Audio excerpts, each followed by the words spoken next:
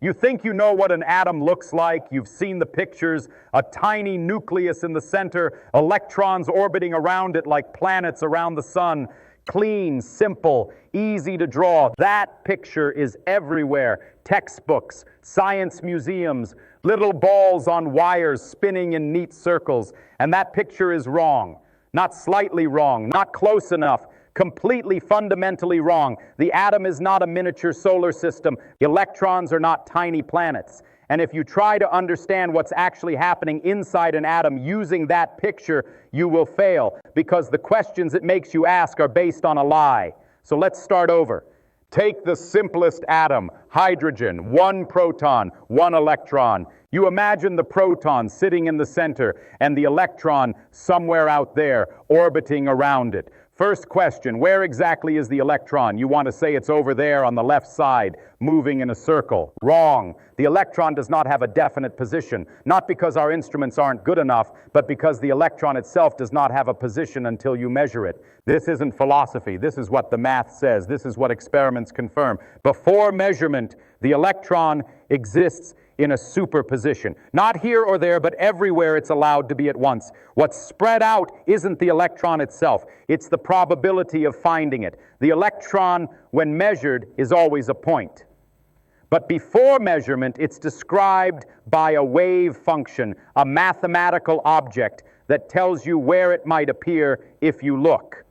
In some regions, the probability is high. In others, low. In some places, 0. You will never find it there. And here's the part that breaks your intuition. Before you measure it, the electron is not secretly hiding in one of those high probability spots. It genuinely has no location at all.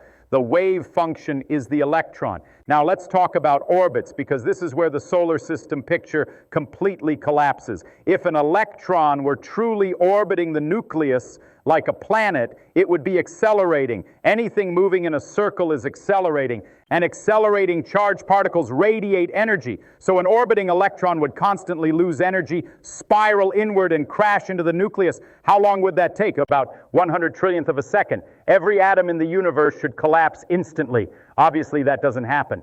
So the electron isn't orbiting. Okay, maybe it's just sitting there stationary. Also wrong. If the electron were sitting still, we would know both its position and its momentum exactly. Quantum mechanics forbids that. That's the Heisenberg uncertainty principle. Not a limitation of measurement, but a fundamental rule of reality. You can know position or momentum, never both. So the electron is not orbiting, and it's not sitting still. What is it doing? Nothing. It simply exists as a wave function, a set of probabilities with specific allowed shapes and energies. We call those shapes orbitals.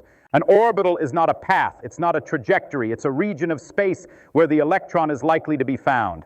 The lowest energy orbital is spherical, a fuzzy cloud centered on the nucleus. Higher energy orbitals have stranger shapes, dumbbells, rings, complex lobes. These are not physical objects, they're probability maps.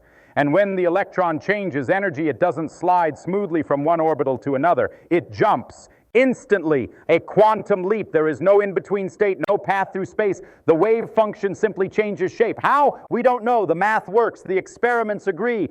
But there is no deeper mechanism we can point to. Now let's make things worse. What is an electron? You think of it as a tiny particle, a little charged ball. Except electrons also behave like waves. They interfere with themselves. They diffract. They spread out and recombine. So which is it, particle or wave? Neither. The electron is a quantum object, something that behaves like a particle when measured and like a wave when not. When you detect it, you always find a localized dot, never a smeared out wave. Measurement collapses the wave function, and nobody knows how. Nobody knows what counts as a measurement. Nobody knows where the wave function goes. This is the measurement problem, and it's been bothering physicists for nearly a century. Now add more electrons. Helium has 2, carbon has 6, iron has 26. These electrons are all described by overlapping wave functions. And here's the crucial point. Electrons are perfectly identical, not similar, not indistinguishable, because they look the same. They are the same thing. If you swap two electrons, the wave function of the entire system changes sign. That rule, the Pauli exclusion principle, is why matter is solid. No two electrons can occupy the same quantum state. Without it, all electrons would collapse into the lowest energy state. All atoms would be identical. No chemistry, no structure, no life. Why does this rule exist? We don't know. It works. That's all we can say. Now let's look at the nucleus. You think it's simple protons and neutrons stuck together. Wrong again. Protons and neutrons are made of quarks held together by gluons. And the quarks don't sit still. They're quantum fields constantly interacting. Most of the mass of a proton doesn't even come from the quarks. It comes from the energy of the gluon field.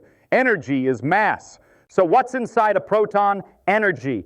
And what holds the nucleus together? More quantum fields, more exchanged particles. It's fields all the way down. So step back and ask again, what's really inside an atom? Not particles, not little balls, not orbits, not solid stuff. What's inside an atom is fields, quantum fields filling all of space. An atom is not a thing. It's a pattern, a stable configuration of field excitations. When you touch a table, you're not feeling particles collide. You're feeling electromagnetic fields resisting overlap. You're feeling exclusion principles at work. The atom isn't mostly empty space. Empty space isn't empty. The fields are still there.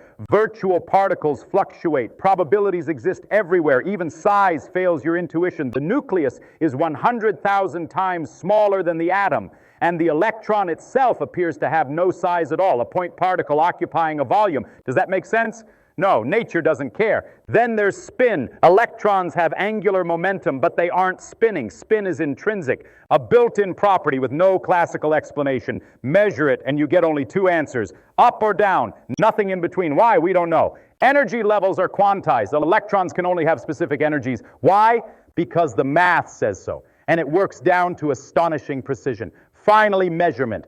To see inside an atom, you need high-energy probes, and the moment you use them, you disturb the system. There is no passive observation in quantum mechanics. Measurement doesn't reveal reality, it creates it. So what's really inside an atom?